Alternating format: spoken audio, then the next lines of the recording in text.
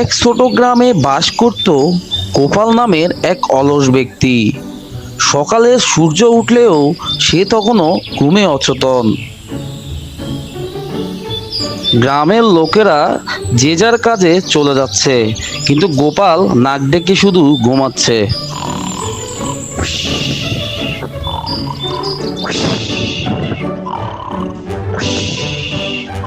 এখনো তো ভোর হয়নি, আরো 5 মিনিট ঘুমাই।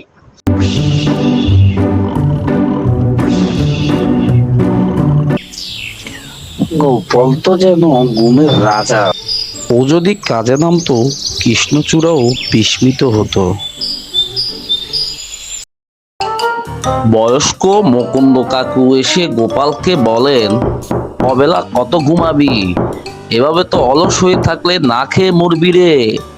কেউ না খাওয়াবে কাকু, চিন্তা কইরেন না।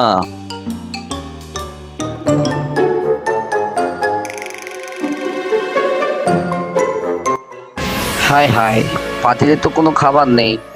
সমস্যা নাই, আমি বাজারে গিয়ে হাঁস কিনবো। হাঁস ডিম দিবে, আমি খেয়ে বাঁচবো।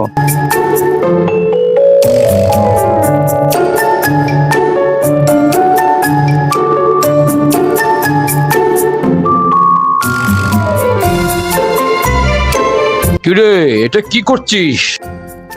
সবজি বিক্রি করব, নিজের খরচ নিজে চালাবো।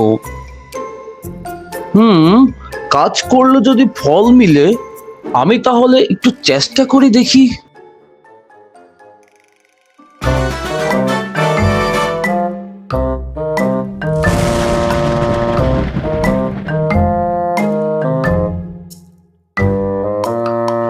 দেখছো, অলস গোপাল ও যদি চায় বদলাতে পারে।